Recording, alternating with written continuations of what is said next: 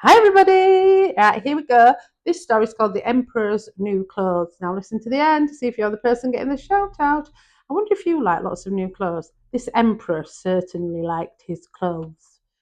Many years ago there lived an emperor who cared so enormously for beautiful new clothes that he spent all his money on them that he might be very fine. He did not care about his soldiers, nor about the theatre, nor about driving in the park, except to show off his new clothes. He had a coat for every hour of the day. And just as they say of a king, oh, the king is in his council, they always said of him, the emperor is in his wardrobe. In the great city in which he lived, it was always very merry. Every day a number of strangers arrived there. One day, two cheats came. They gave themselves out as weavers and declared that they could weave the finest stuff that anyone could imagine. Not only were their colours and patterns, they said, uncommonly beautiful, but the clothes they made of the stuff possessed the wonderful quality, and they became invisible to anyone who was unfit for office he held and who was very stupid.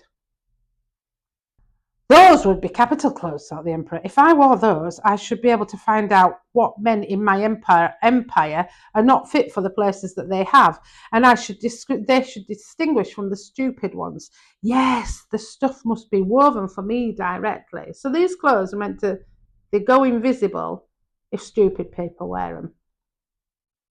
And he gave the two cheats a great deal of cash in their hand that they might begin their work at once. As for them, they put up two looms and pretended to be working, but they had nothing at all on their looms. They at once demanded the finest silk and the costliest gold. This they put into their own pockets and worked in the empty looms until late into the night. I should like to know how far you've got on with the stuff, thought the emperor, but he felt quite uncomfortable when he thought that those who were not fit for their offices couldn't see it. He believed indeed that he had nothing to fear for himself, but yet he preferred first to send someone else to see how matters stood.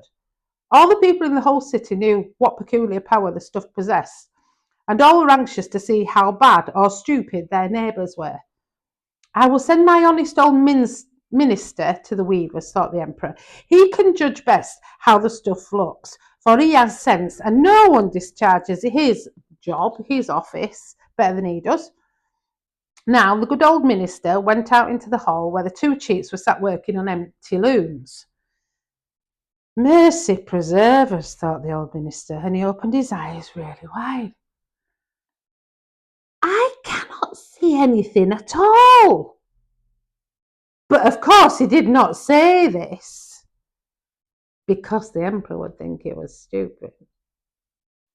Both the cheats begged him to be kind enough to come nearer and asked him if he did not approve of the colours and the pattern. And when they pointed out to the empty loom, and the poor minister went on opening his eyes, but he could see nothing, for there was nothing to see. Mercy, he thought, can I indeed be that stupid?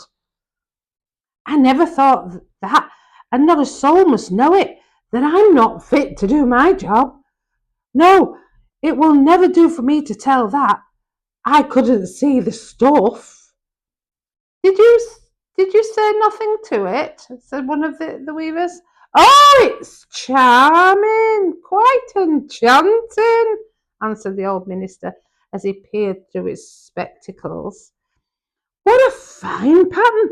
What lovely colours! Oh, yes, I shall tell the emperor that I'm very much pleased with it. Well, we're glad of that, said the weavers. And then they named the colours and explained the strange pattern. And the old minister listened attentively that he might be able to repeat it when he got back to the emperor. And he did so. Now, the chiefs asked for more money and more silk and gold, which they declared they wanted for weaving. But they put all that into their own pockets and not a thread was put onto the loom. But they continued to work on the empty frames as before. Now the emperor soon sent again, dispatching another honest statesman to see how the weaving was going on and if the stuff would soon be ready. He fared just like the first. He looked and looked, but as there was nothing to be seen but empty looms, he could see nothing. Is not that a pretty piece of stuff? said the two cheats when they displayed and examined and explained the handsome pattern, which was not there at all. Oh, I'm not stupid, thought the man. It must be my good office for which I'm not fit.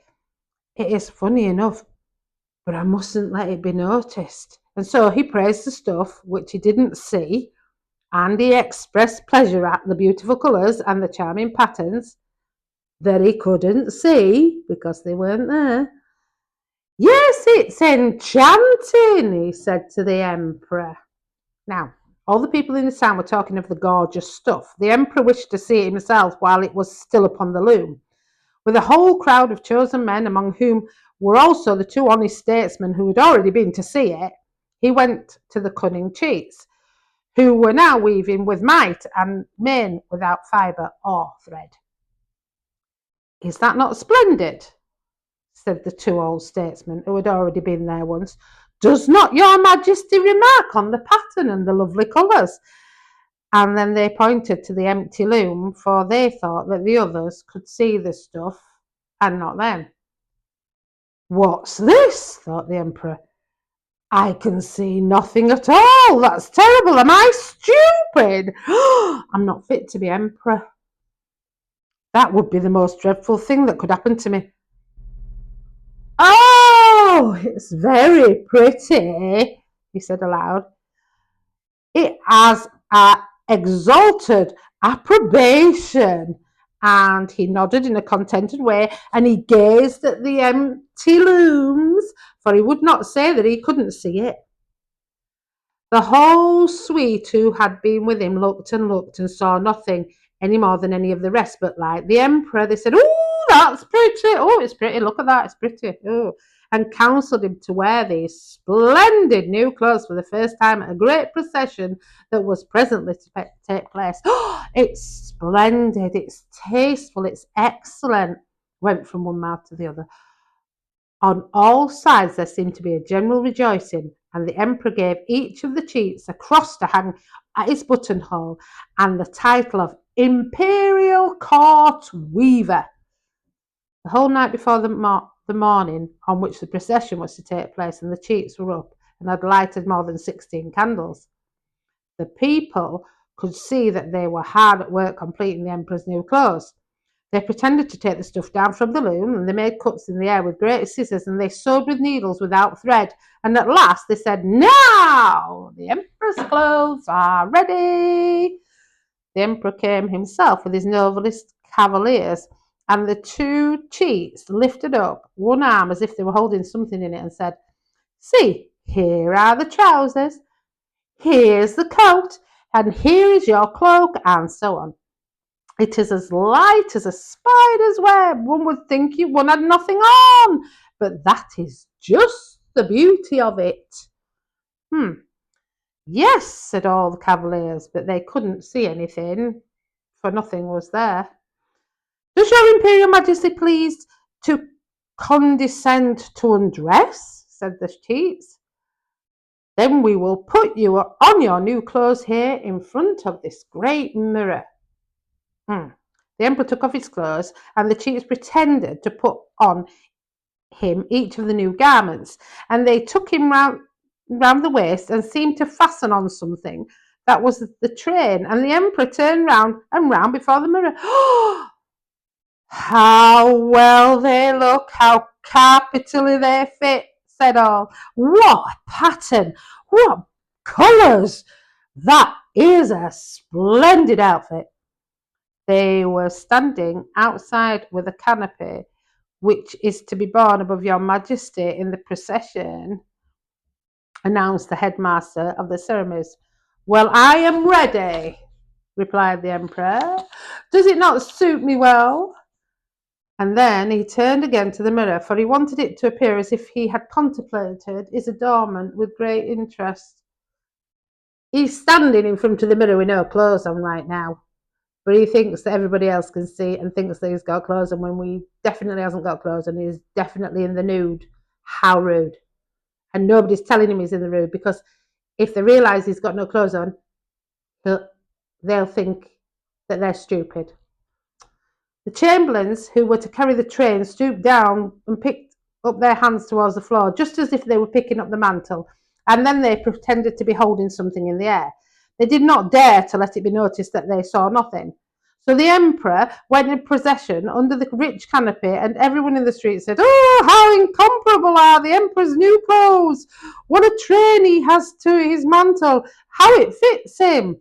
No one would let it be perceived that they couldn't see anything, for they would have shown that they were not fit for office, or that they were very, very stupid. No clothes of the emperor's had ever had such a success as these. But he has nothing on. A little child cried out at last. "Oh, just hear what that innocent says," said the father, and one whispered to another what the child has said. "There is a little child that says he's got nothing on." "But he has nothing on," said the whole people at length, and the emperor shivered, for it seemed to him that they were right. But he thought within himself, "Oh, I must go through with this procession," and so he carried himself still more proudly, and the chamberlains held on even tighter than ever and carried the train, which didn't exist at all. Now, there are some pictures in this book, and thankfully they're not pictures of the emperor with no clothes on, thank goodness, because that would be rude, wouldn't it? So, there you go. He was tricked into thinking he got clothes on that he ain't got on, because if he'd have said he got no clothes on, he was stupid. They would have said he was stupid. Very confusing. Please don't go out with no clothes on and think you've got clothes on if you've got clothes on. You've got clothes on, and if you haven't got clothes on, you've got no clothes on, and that's no good thing. So we put our clothes on. Anyway, shout out today is to Jason, who likes new clothes and hopefully will always go out with his clothes on, or everybody would laugh and everybody would say, "Put some clothes on."